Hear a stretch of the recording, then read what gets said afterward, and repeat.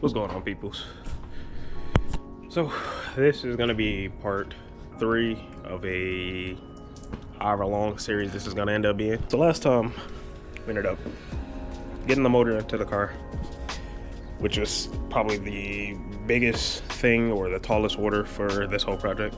We come over here and kind of look at the box of parts that we have left over. We got the turbo that still needs to be installed, of course. Got the thermostat housing, intercooler piping, intake piping, catch can, and then we have the lower motor mount. I think outside of that, everything is pretty much okay to go back on. Hopefully, you know, I labeled everything pretty nicely and have a decent understanding of where everything goes. I know for one,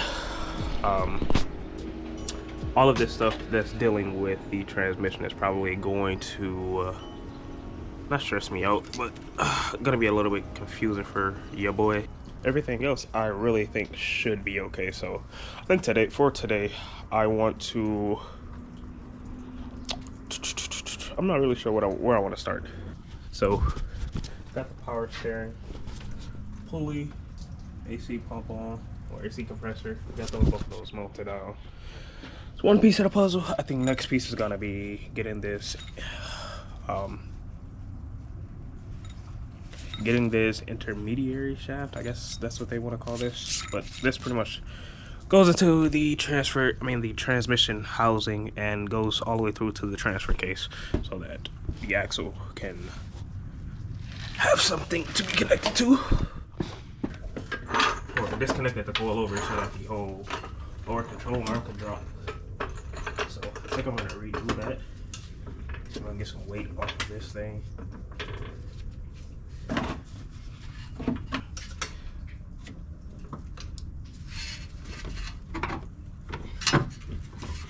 Here we go.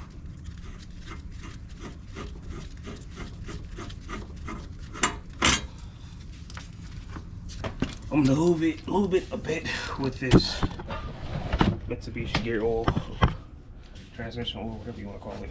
But this is what's gonna go in the tranny. So transmission.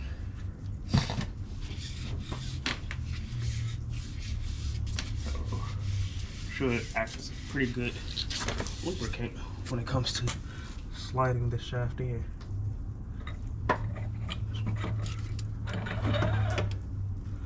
For the long bolt. Once this thing gets pretty much almost all the way seated, there is a clip that's at the end of the shaft that has to actually be like closed so that it can slide past the groove that's all the way back there in the housing. It's that ring right there.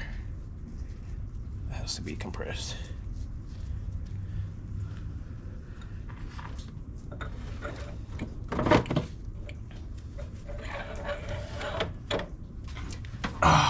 And because we can compress that ring, we're gonna have to just use a little bit of force to get past it.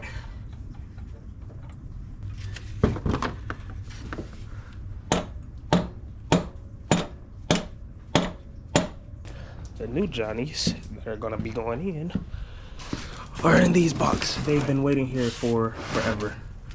I don't remember which side is which. 5 shaft shop axles. They're not that much bigger than the OEM because the OEM are pretty good still. But there's a decent amount of size increase. But the main reason that I opted to do that is because the back plate for one of these is just like, you can't see that well of our leak, but it's definitely not good if we look. See if I can get you guys a bit. Let's just do it like this. If you look like right there,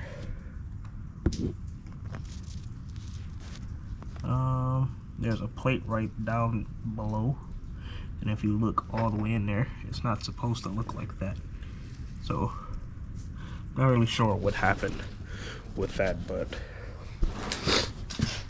yeah, we're just gonna go ahead and replace it.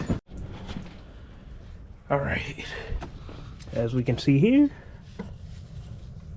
I got the passenger side drive shaft in. Follow a little guide about, not even a guide, just some advice from the forum. Someone was saying to make sure that the C-clips are down when installing the axles, because if you look at the actual axle, you can see it's like flat spots like right here. But those flat spots may be able to help you with getting the axle over the output shaft, but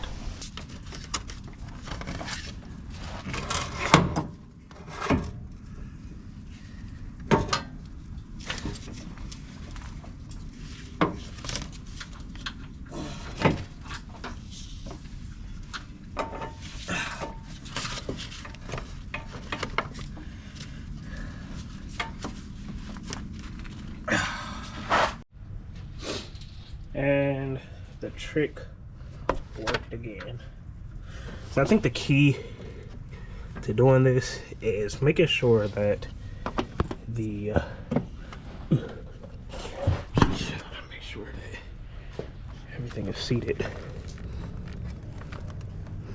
I think the whole thing is seated, but I think the main trick to this is making sure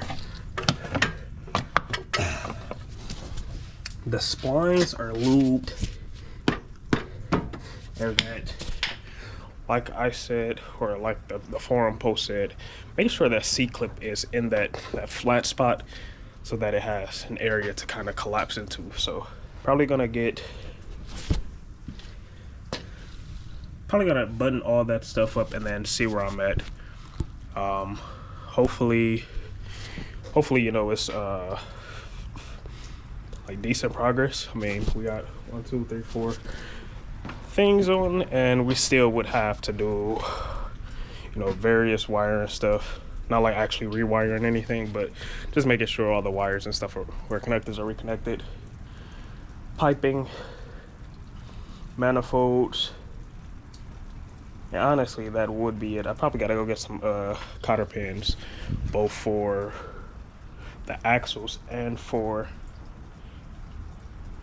the what is it called, the shifter cables, to make sure that those, you know, those are gonna stay connected the way they're supposed to be. So I hit this thing with a impact, but I just want to make sure that we are going to be at the proper torque spec. All in, I'm saying like 167 Newton meters. There's about 125 for torquing these things down. So I'm gonna hit with 125 and see if we're good.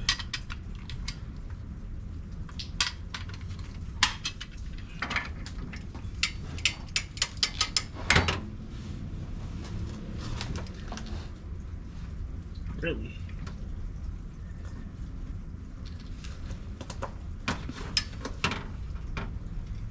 It's got LSD.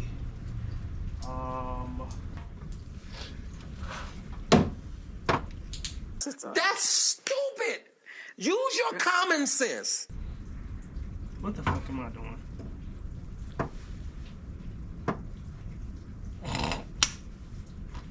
I'm an idiot. What's going on? I think the next thing I want to do, and probably the last thing I want to do for today, is just check this turbo. The turbo doesn't really have any bad play, and it spins pretty freely. So I think I want to take off these oil, so the oil drain, the oil feed, and I want to just kind of clean those areas out, and then probably hit it with maybe some brake clean or something. Not the brake clean for the actual drain and feed, but I want to blow air through it just to kind of see if, you know, if there's any like leftover chunks or something that are still in there that need to be blown out. So yeah, let's do that just pretty quickly. And the drain tube, for whatever reason, is sealed using RTV, so this is gonna be fun.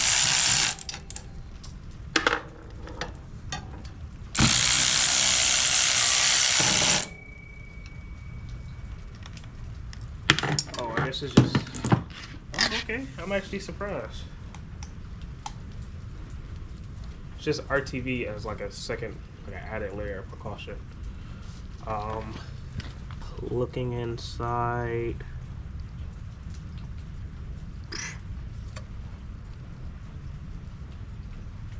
you can see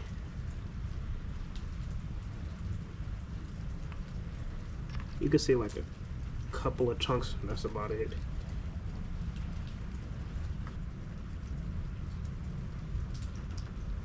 Not really seeing anything too crazy inside. I'm gonna take the top bolt off, and hopefully we also get good news there. Alright, here's the bolt. Goes to the head.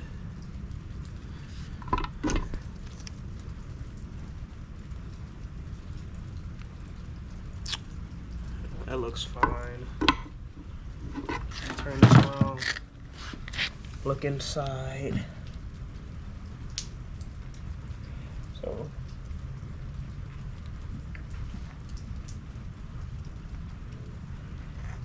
right here, I'm not seeing any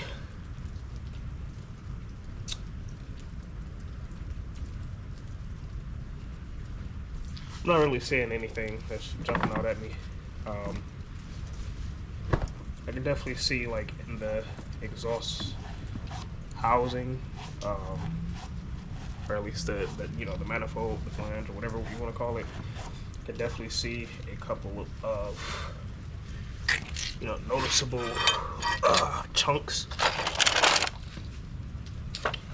So maybe we should take this housing off just to kind of double check.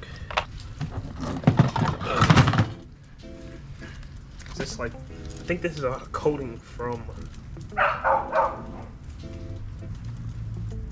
the gasket.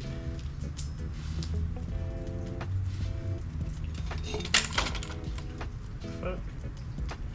Oh, you know what? Maybe this is. Maybe they do that to kind of give it a barrier between the mating surfaces, so that, you know, they don't get fucked up.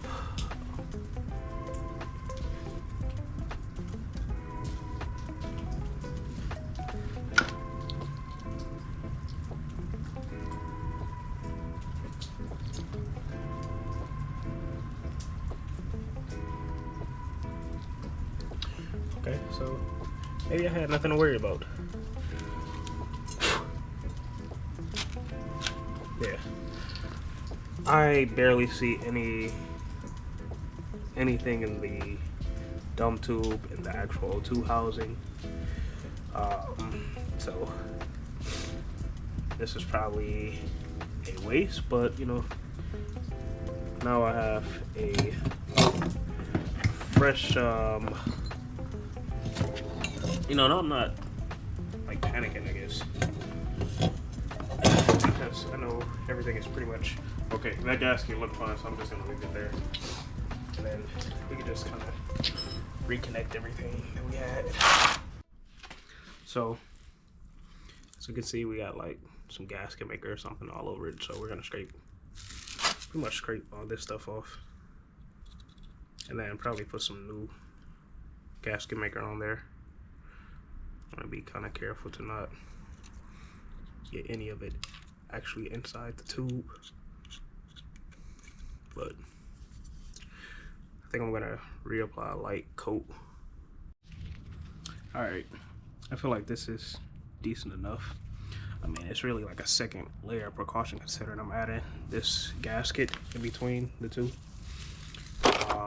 So I don't think it matters that much, but just a very light coating.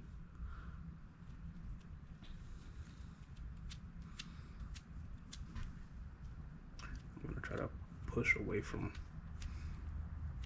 that feed hole. Like I said, I don't want too much in there, but light coating all around. And clean finger back around, and looks like we're pretty much good. Let's go ahead and get this cat litter up. It's pretty good at picking up all the transmission fluid, but as you can see, it makes a huge mess. I'm probably gonna keep it in the vacuum, and then if we have another spill while I go to replace all the, you know, transmission fluid, I'm probably gonna reuse this because a lot of it is still dry, so it should be fine for reuse. But let's get it up for now so I can get it out of the way and make it a cleaner, a little bit less dirty of an environment to work in. Look at these pads. These are in pretty good condition. You know, I said the last thing he did was replace these, so they definitely need to be cleaned up though. Maybe one day I'll take these off, send them out to get powder coated, whatever color I decide to end up painting this car, or whatever theme to go with this, because I kind of like this gold with the gray. I think it'd be pretty baller to go this gold, these calipers, still sticking with the graphite gray. So, and then on the valve cover, I think it would look dope too. Cause look, you end up having the valve cover this same color. Yeah, I think it'd be pretty deep. I want to try to do this quick because the GoPro is gonna die. But I found out where all the chunks went. Look at that. Oh shit! Oh shit! Just a glob of metal just inside of one of the runners. Look at that. Oh, you can't see it, but look at all those metal chunks inside that runner. It's just, yeah. So I found out where all the missing metal chunks went because I've been pretty paranoid about where it went, but looks like it's oops, like it's all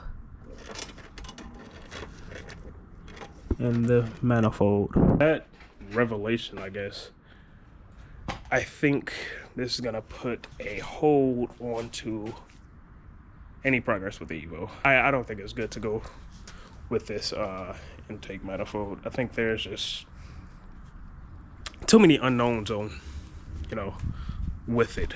So I'm probably going to order just a completely new manifold. I don't know if I want to do an upgrade, maybe like a skunk manifold, or what. Really don't want to spend, you know, $800, $500 on a new manifold.